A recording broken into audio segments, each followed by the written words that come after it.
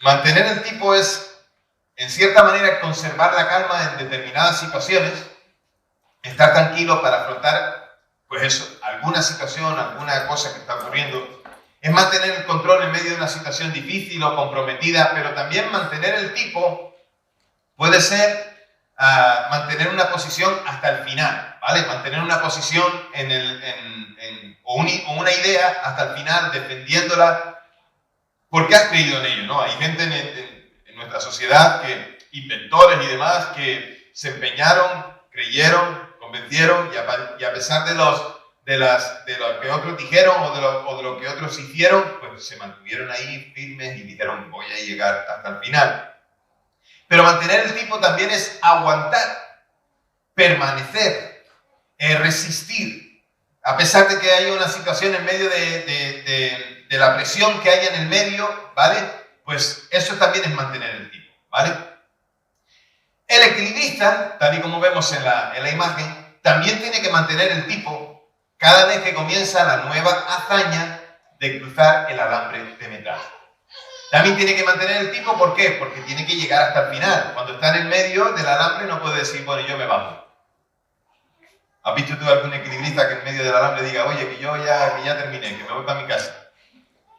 ¿Cómo que no? Tiene que llegar hasta el final. Pero la preparación para un equilibrista siempre ha sido importante. Pero la preparación siempre se hace como solo, en intimidad, tal vez con aquellos colaboradores más íntimos. Pero ¿cómo hace la preparación? La hace solo. Ha comprobado todas las medidas de seguridad, ha entrenado duro y entonces, ¿qué sucede? Que va y lo hace. Pero la cosa se complica cuando ya no estás solo y cuando hay público que te ve. ¿Por qué? Porque puede ser que estén los focos, que estén las cámaras, la gente mirando. Y entre los espectadores siempre están los que son los detractores, los que son los fans, pero también están los incrédulos, ¿no? Los que no quieren que se caiga, pero dicen no lo va a conseguir, ¿verdad? Los negativos, siempre están ahí. De hecho, la presión en el escenario ya es suficiente, ya no es lo mismo que estar en la intimidad, ¿verdad? Y la presión del medio y del ambiente puede hacer que el resultado no sea el mismo que cuando se hacían todas las cosas cuando estabas solo. ¿Por qué? Porque hay un montón de cosas alrededor que están añadidas a lo que hacías anteriormente. Es como muchas veces nos preparamos, muchas veces nos disponemos para grandes cosas y cuando llegamos al momento final, pues entonces, o cuando tenemos que presentarlo, entonces nos da lo que se llama el miedo escénico, ¿vale? Hay un montón de gente que tiene miedo escénico. Algunos cuando le dicen que tiene que predicar o que tiene que presidir, le entra el miedo escénico y esa semana ora más que nunca. En realidad no saben que yo lo que quiero es que oren. No es más, lo que quiero es que oren, que tengan intimidad con Dios. Cuando les dicen, tienes que presidir, tienes que dar un estudio bíblico, tienes que cantar, tienes que dar... Esa semana, bueno, si se lo dices un mes antes, lo tienes un mes antes orando. Cosa que es bueno para él y para la iglesia. Entonces, bueno, ya te descubrí un secreto. Vale, no pasa nada. De todas formas, te voy a seguir diciendo que tienes que hacer cosas. Y porque creo que realmente entre todos las podemos hacer. Pero pensando en esto de que el cristiano tiene el miedo escénico, que tiene que mantener el tipo, también el cristiano tiene que mantener el tipo. ¿Por qué? Porque nosotros cultivamos nuestra fe en la intimidad. Pero cuando se sale al escenario de la vida, donde hay muchos ojos que tenemos que enfrentar, las miradas, donde están los que nos simpatizan, pero también están los que nos ponen zancadillas, el cristiano tiene que vivir la fe en medio de una presión ambiental que sin duda es difícil. Y entonces el cristiano tiene que mantener el tipo para no pecar, tiene que mantener el tipo para mantener la verdad, tiene que perseverar, tiene que permanecer, porque sabe que su relación con Dios y su vida como cristiano no es cuestión de una sola carrera pequeña de 100 metros, sino que es algo que es por mucho tiempo. Entonces siempre tenemos que mantener el tipo. Siempre tenemos que estar ahí, dispuestos. Llegan las tentaciones, llegan los pecados, llegan las dudas, llegan los miedos. Estos son nuestros enemigos constantes. Pero la fe es el soporte por el que nosotros nos podemos mover con la certeza de que somos ayudados a llegar al final. Y quien nos ayuda a llegar al final, ese es el Señor. Él es el que nos dice que podemos llegar, Él es el que nos dice cómo podemos llegar y es también el que nos da la mano para poder llegar. Por lo tanto, a lo que nos anima Jesús en el texto que hoy vamos a ver es a mantener la fe. Y aunque es un ejercicio de riesgo, lo podemos hacer. Hay que mantener el tipo. No es fácil hoy en día vivir la fe en un mundo que niega a Dios. No es fácil vivir la fe en un mundo que se ríe de aquellos que siguen a Dios. Pero déjenme decirles algo. Nosotros no somos los únicos que vivimos esas circunstancias. Todos los cristianos que nos precedieron a través de la historia, todos y cada uno de ellos también tuvieron que vivir algo así. Ser cristiano es una cuestión de riesgo, muy bien, no solamente en este tiempo, sino en todos los tiempos. En todas circunstancias. Al final lograremos llegar si seguimos las instrucciones de Jesús que nos da en el texto que vamos a leer en Marcos capítulo 13. Búscalo, Marcos capítulo 13, versículos del 1 al 13. ¿Vale? Vamos a leerlo y vamos a ver qué es lo que Dios nos dice ahí y entonces desgranaremos la enseñanza e intentaremos aplicarla a nuestra vida. ¿Estáis conmigo? ¿Sí? Dice el texto que cuando él salía del templo, uno de sus discípulos dijo: Maestro, mira qué piedras y qué edificios. Y Jesús les dijo: ¿ven estos grandes edificios? Aquí no quedará piedra sobre piedra que no sea derribada. Jesús estaba hablando del templo de Jerusalén.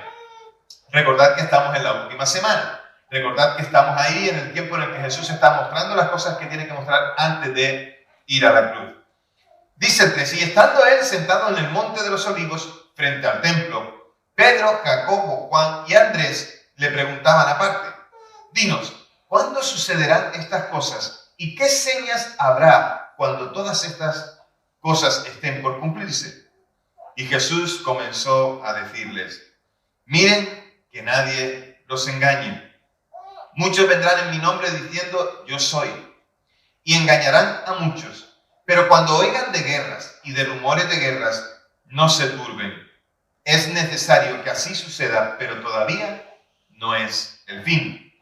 Porque se levantará nación contra nación y reino contra reino. Habrá terremotos por todas partes. Habrá hambres. Estos son principios de dolores.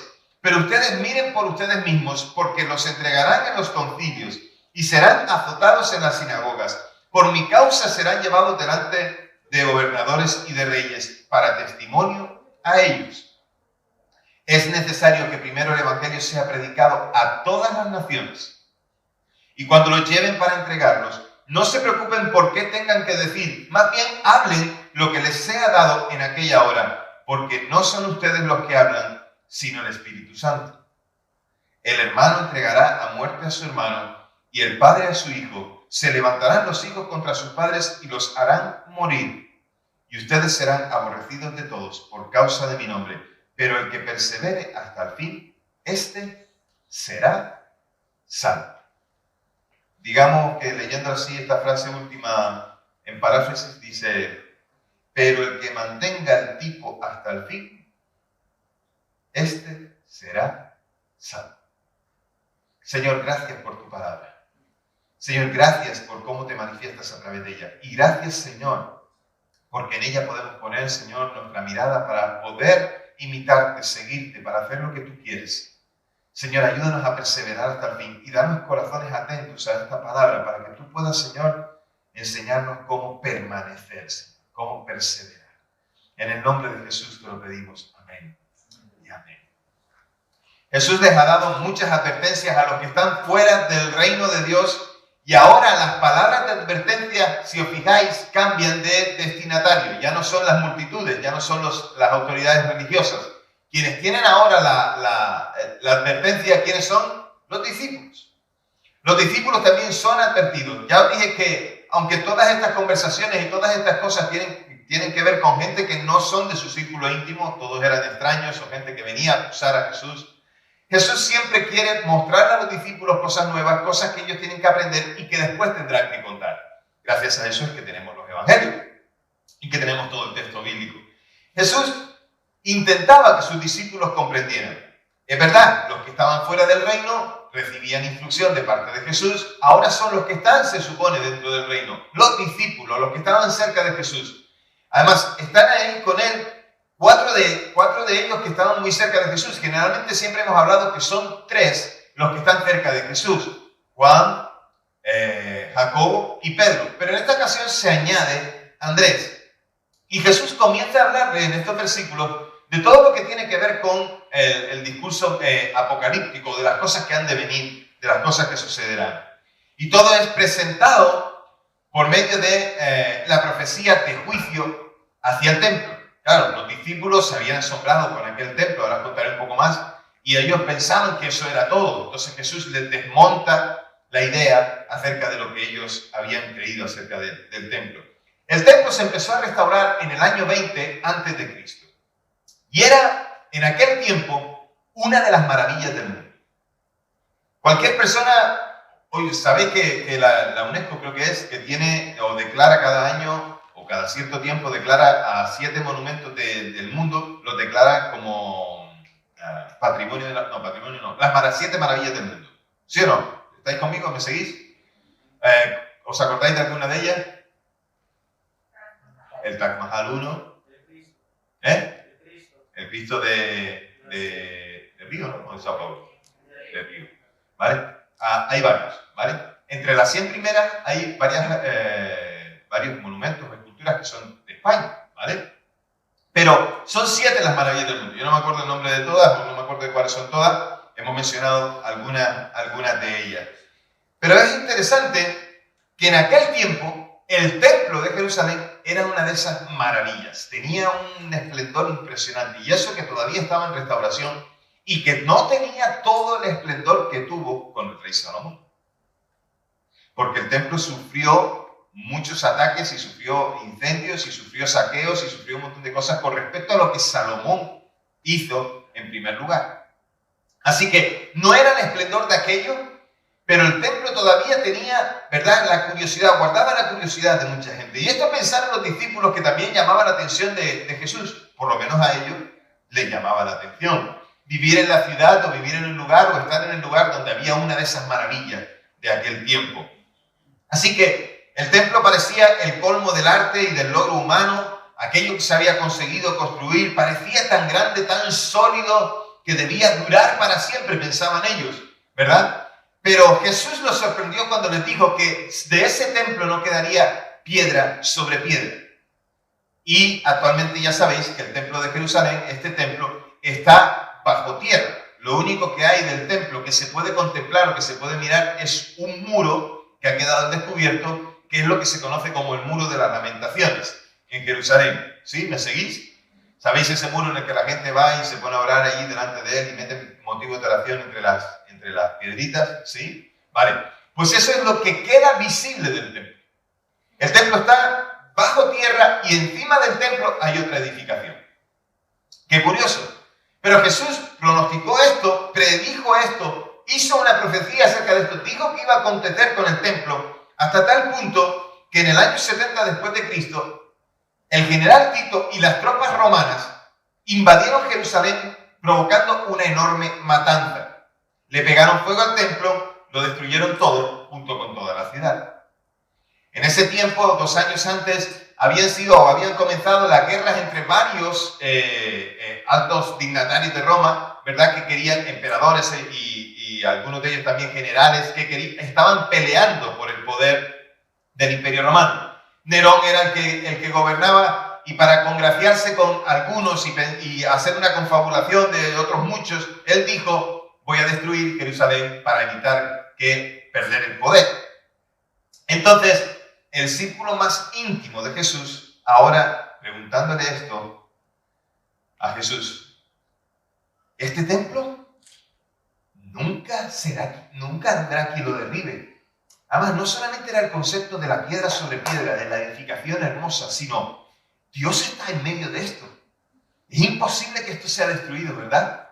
Pero ellos conocían que el templo había sido saqueado, incendiado, destruido, todo el oro, todas las cosas que habían dentro del templo fueron sacadas, Entonces, ellos sabían que estaban pensando que ese reinado mesiánico del que Jesús les había hablado en tantas ocasiones tendría que ver también con el templo y que ese templo no se derribaría. Oye, Jesús viene y ¡pum! Es como cuando tú tienes una ilusión que tú crees que algo va a ser y de repente viene alguien y te dice todo lo contrario, como si te tiraran un jarro de agua fría.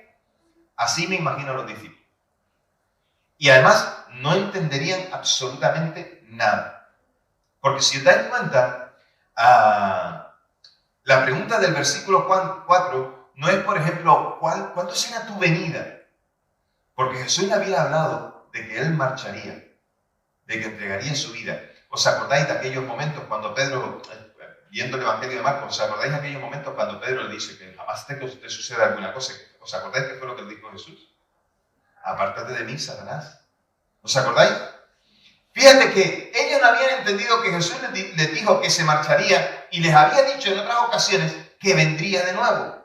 Por lo tanto, la pregunta de los discípulos no es, o sea, vale, sabemos que te vas a marchar porque nos lo has dicho, ¿y cuándo vendrás? No era esa la pregunta. La pregunta la que le hicieron es, ¿cuándo será la destrucción del templo?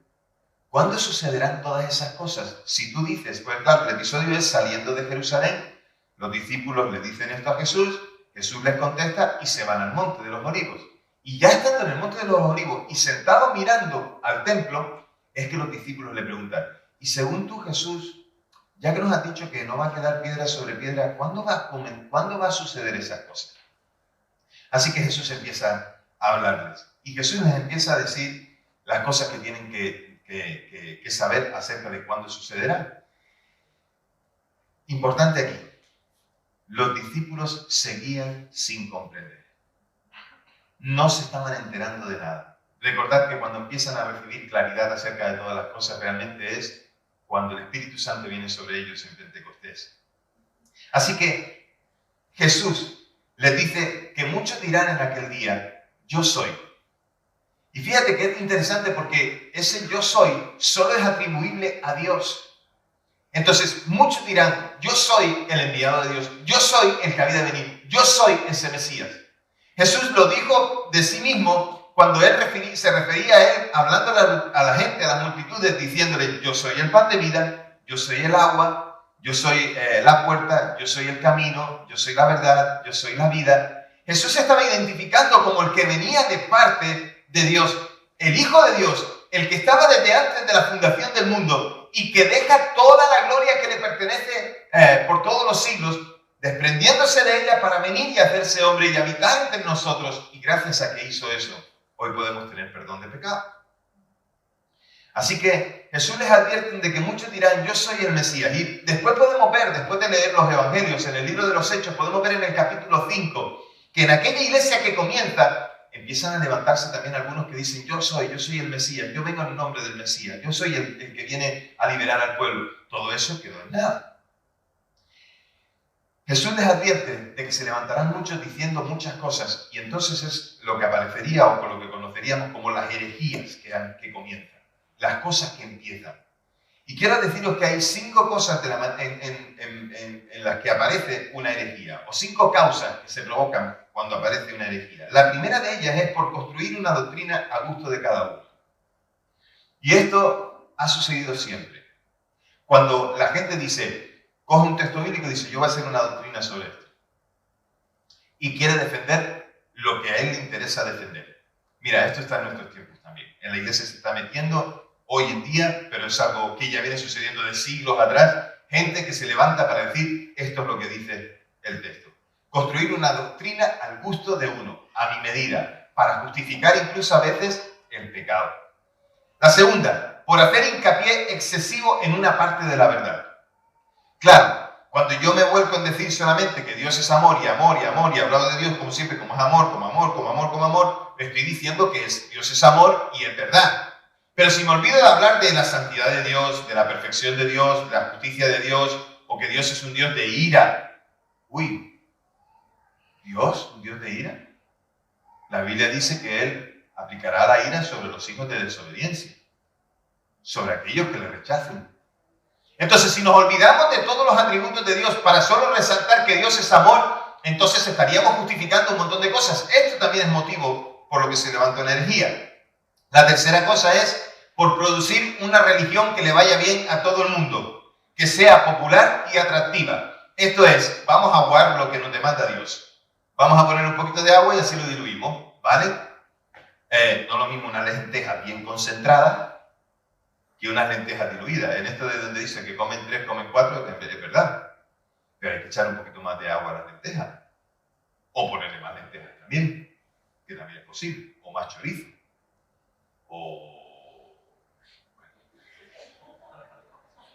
Nos queda un poquito para ir a comer, tranquilos. Que nadie se ponga nervioso. La cuarta cosa, cuando nos separamos de la comunión cristiana, una persona que puede llegar a pensar por libre corre un grave peligro de descarriarse. Yo no necesito a la iglesia. Yo no necesito congregarme. Es que yo puedo con mis pensamientos. Es que yo oro y leo la palabra y yo hago mis propias interpretaciones. Cuando uno se desprende de la comunión cristiana, de estar con otros cristianos, de rozarse con ellos, de aprender junto con ellos, de vivir experiencias con ellos, cuando uno dice no necesito al otro, puede llegar a comenzar una herejía. Y la quinta, por intentar ser completamente claro, por querer explicarlo todo tan claro, que la gente lo pueda llegar a entender tan claro, que la gente, pues entonces puede aparecer la herejía. ¿Por qué? Porque queriendo explicarlo todo y buscando tantos ejemplos y queriendo ser tan explícito, pues entonces a lo mejor cometemos el error de decir lo que el texto no dice. El Espíritu Santo que inspiró la palabra es el mismo Espíritu Santo que hoy nos ayuda a comprenderla. No necesitamos palabras bonitas. No necesitamos tener alguien que hable muy bien. Lo que necesitamos es que el Espíritu Santo convenza al corazón del hombre o la mujer que se acerca a él. Pablo dice en las Escrituras, diciendo él cuando se acerca a la iglesia de Corinto, dice, pues no me acerqué a vosotros con excelencia de palabras, sino con poder de Dios. Lo que hizo fue predicar el Evangelio. Dios hizo el resto. Así que Jesús les está advirtiendo de cierta manera a los discípulos acerca de estas cosas, y cuando se refiere a las cosas que están por venir, los hechos escatológicos, cuando piensen en escatología, ¿verdad? No es una palabrota. Cuando piensen en escatología, es las cosas que están por suceder, lo que está por venir. Recordad que Cristo es ungido. Y solamente uno fue ungido para la función de Mesías. Solamente, ¿qué es lo que significa ungido? Solamente uno fue elegido por Dios. Fue su propio Hijo y fue Jesús. Entonces Jesús le está advirtiendo a los discípulos, el que tenía que venir está delante de vosotros. Ya no vendrá ninguno más. Ya no vendrá ninguno más. Y esto nos debe poner en alerta respecto a quienes se levantan y arrastran a muchos. Y generalmente quiero decirte algo, que los que son arrastrados son aquellos que no profundizan en la palabra. Los que son arrastrados son aquellos que no conocen la palabra. Los que se dejan persuadir, los que se dejan seducir por unas cosas, por gente que se levanta y dice aquí o allá o aquí o allá. Mira, de esto hay, ¿eh? Hay y muchos. Y gente que le siguen, muchos. Pero por eso tenemos que buscar en la palabra. Por eso animamos a que cada uno haga el esfuerzo de acercarse a la palabra. Y no digas, no lo necesito. Sí que lo necesitas. Yo lo necesito. Así que cuando Jesús le sigue hablando, versículos 7 y 8, de guerra, de terremoto, de hambruna, que son características de los profetas que se describen antes del fin. O sea, los profetas describen todas estas cosas y dicen que esas son las cosas que deben suceder. Pero Jesús les da dos razones para no alarmarse. La primera cosa, porque Dios tiene un plan del cual todas estas cosas forman parte. Tú dices, estas sombras por lo que sucede, por guerras, hambrunas, es parte del plan de Dios. ¿Difícil de entender? Lo sé. ¿Propósito de Dios? Amén. Así es. La segunda cosa, son el principio de dolores de parto. Y yo entiendo un poco. De dolores de parto, no porque lo haya sufrido yo, pero por ver a mi mujer sufriéndolo.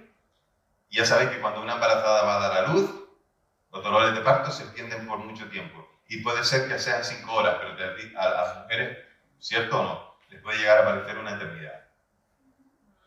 Vale, pues entonces, ¿sabéis? Cuando comienzan todas estas cosas y cuando todas estas cosas se oyen, ¿saben qué? Paciencia. porque son principios de dolores. Que no sabemos ni el día ni la hora, nos dice la palabra. Pero los profetas hablaron de todas estas cosas. Incluso después Pablo también corrobora todas estas cosas. En la carta de Tesalonicenses, en la primera y en la segunda, habla de todas estas cosas. Y siempre os he dicho que Pablo, Pedro, Juan, Jacobo, todos ellos vivían cada día como si ese fuera el día en el que el Señor vendría. Pablo, incluso antes de morir, escribiendo las cartas a las iglesias, les está hablando como que el Señor viene pronto. Juan, trayendo consolación y esperanza, cuando escribe el Apocalipsis a la iglesia que está perseguida, les está diciendo, el Señor viene pronto.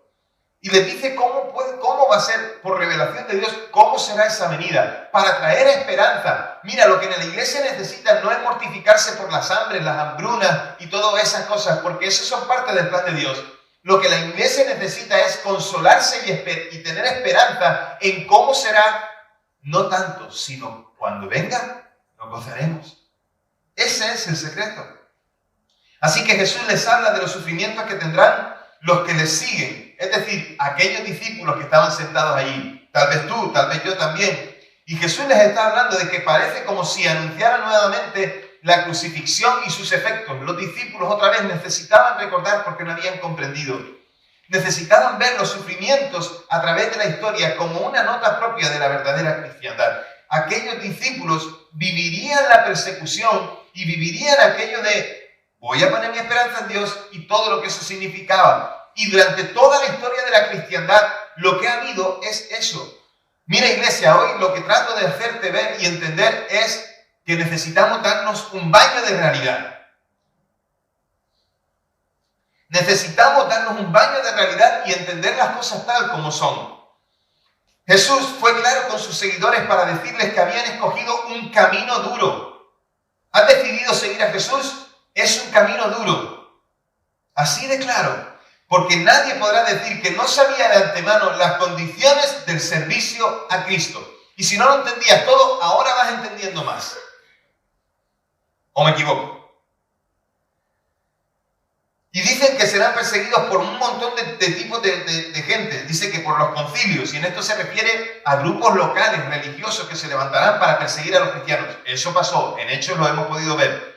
Dice que en las sinagogas, bien las sinagogas constituidas como tal, o en lugares donde iban, donde había un grupo de prosélitos o gente que seguía al Señor, ¿vale? O que seguía las enseñanzas del judaísmo, que perseguiría. Recordad cuando Pablo llega a Tesalónica, que después tiene que huir en camino hacia Berea, y los de Tesalónica vienen a perseguirlo a Berea y se tiene que marchar a otro lugar. ¿Por qué? Porque había grupos pequeños en aquellos lugares que estaban combatiendo las enseñanzas que Pablo traía de parte del Señor. También lo podemos ver. Jesús lo está profetizando en este texto. Dice que también los gobernantes también los perseguirán. Y dice, y mencionando esto y viéndolo en Hechos, dice que Félix y Festo persiguieron a Pablo.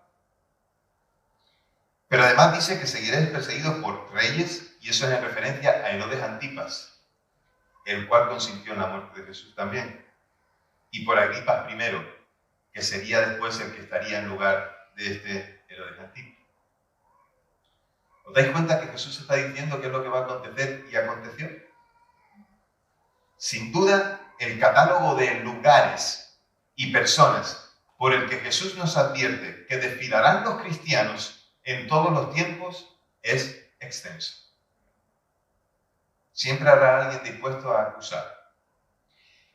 Los que recibieron la carta que Marcos escribe tenían presente que todo aquello que estaba sucediendo comenzaba en aquel momento. Porque cuando ya Marcos escribe para contar estas cosas, todas estas cosas ya han acontecido. Los que reciben la carta es recordando aquellas cosas que sucedieron, pero también para traer esperanza. Lo que les dice en el versículo 10 es que hay un fin primero. Es que hay un fin, que es que ellos sean testimonio a aquellos delante de los cuales son llevados. Y más, que puedan conocer la fe. Pablo fue llevado delante de las autoridades a predicar, no porque él dijera, voy a ir porque no tengo nada que hacer. Pablo fue delante de las autoridades porque el Señor lo llevó. Lo llevó para que anunciara y que contara. Primero dice que a todas las naciones. Primero el Evangelio ha de ser conocido. Y esto es interesante porque han de dar a conocer al Salvador.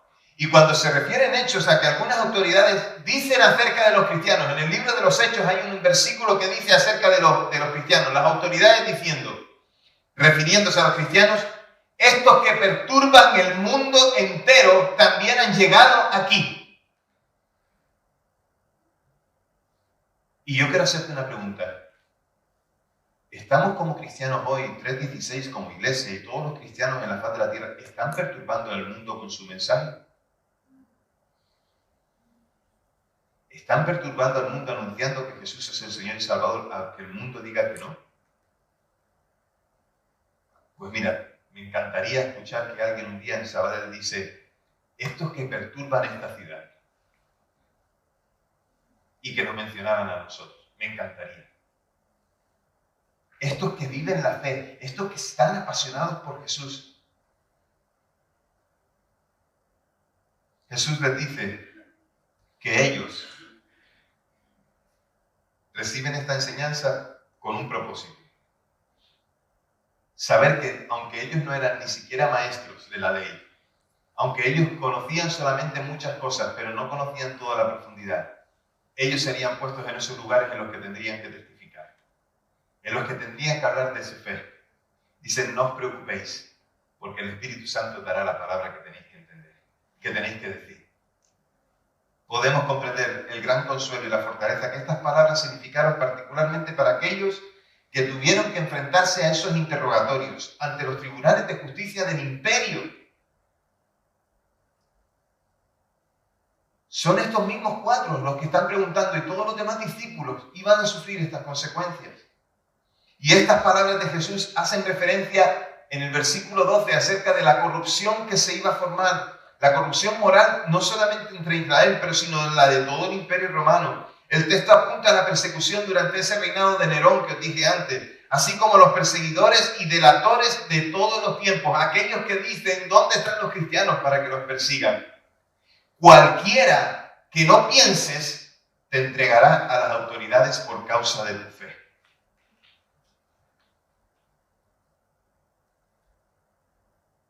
Yo sé que algunos están pensando, bueno, Samuel, como sigas así, la próxima semana vas a estar tú y 3 más en el auditorio. Bueno, pues no sé qué decir. La perseverancia es el único camino seguro hacia la corona, sea cual sea la circunstancia. La salvación aquí prometida no es meramente la liberación del mal, sino la bendición eterna que los redimidos tendrán en la presencia del Señor, su recompensa por todos los sufrimientos y persecuciones experimentadas. Esto es. La expresión hasta el fin del versículo 13 no tiene ningún artículo en el original griego. ¿Saben qué implica que no sea eso, que sea así? Que es necesario tener una fe que no la mueva nada ni nadie. Necesitamos ese tipo de fe. Ahora, ¿qué tiene que ver con nosotros esto hoy? Mira, sencillo. A los que no son cristianos les preocupa el fin del mundo. ¿Lo crees o no? Yo sí lo creo. A los que no son cristianos les preocupa el fin de todo. Y si no, mira, pues solo también, hoy es día 14, hoy es día 13, ¿no? Hace un año estaban cerrando todo este país por el tema de la pandemia. Y muchos pensaron que empezaba el fin. Mucha gente tiene miedo a los últimos días, mucha gente tiene miedo al final del mundo. De alguna manera o de otra, uno escuchó una cosa, otro escuchó otra, pero todos en alguna manera tienen miedo a lo que ocurrirá. Pero a los cristianos, a muchos, a mí también me ha llegado a inquietar. Me ha llegado a inquietar saber cuándo será el día y la hora, pero no es algo que a mí me corresponda saber. Hay algo que sí tenemos que saber.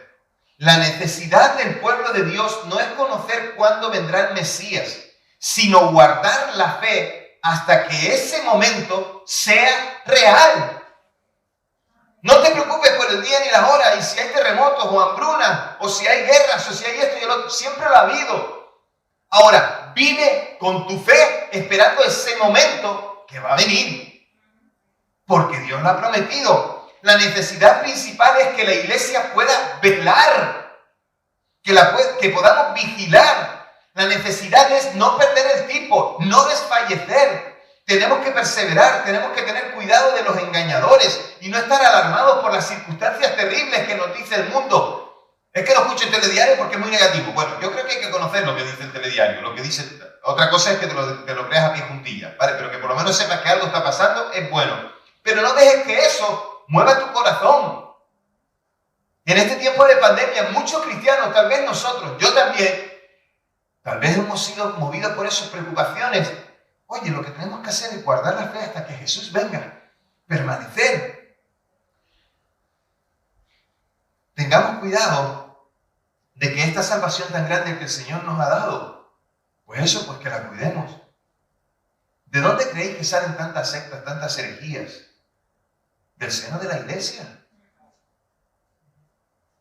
Del seno de la iglesia. De gente que un día se acercó a la fe y que pensaron, conforme a esas herejías que dije antes, uno porque se separó, otro porque dijo yo quiero amoldar esto. Mormones, testigos de Jehová, todos ellos salieron de iglesias cristianas donde se predicaba el evangelio y un día alguien dijo yo soy más guapo, más alto y más bonito, soy de rubio y de ojos azules. Y yo soy el que voy a hacer esto porque afán de protagonismo. El evangelio es humillación. Segunda cosa hoy, tengamos cuidado de ser llevados por ideas que nos separan de la esperanza venidera por descuidar la instrucción de Dios. Tengamos intimidad con Dios para conocerle. Es aquí que se podrá ver la perseverancia y que sabremos mantener el tipo en que amamos a Dios. Muchos se quedarán en el camino, hay muchos que se van a quedar en el camino y el texto nos invita a pensar que muchos van a perseverar. El que persevere hasta el fin, este será salvo. Y que un día podamos decir como Pablo, he corrido la carrera, he guardado la fe, por lo cual me está merecida, obtendré la corona de la vida. Pero también diciendo que muchos se quedarán en el camino, también muchos se convertirán, escúchame bien, en los que delatarán a donde están los cristianos para ser llevados. Otros negarán haberle seguido. Y nosotros, que estamos aquí hoy, ¿en qué grupo vamos a estar?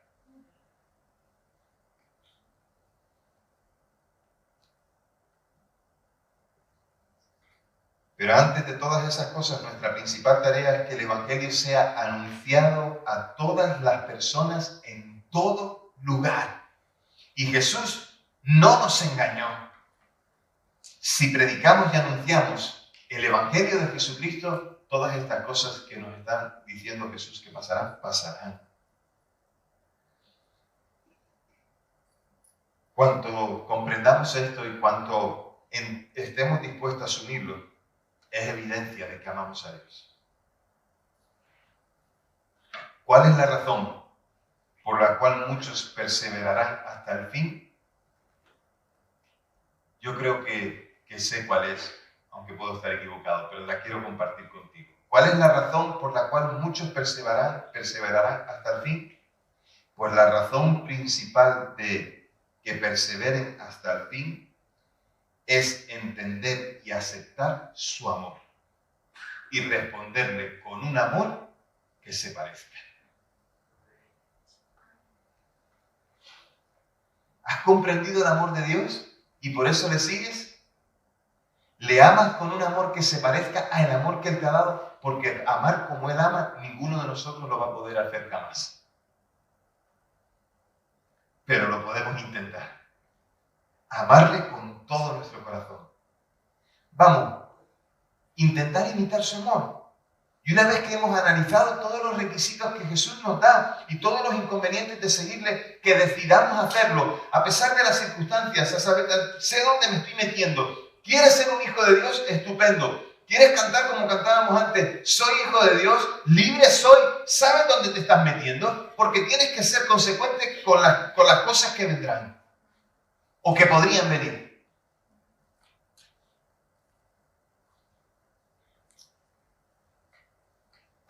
uno que era médico, el doctor Jeffrey, cuenta que un hombre famoso se negó a que se le escribiera su biografía antes de que él muriera, diciendo: he visto demasiadas personas caer en la última vuelta de la carrera.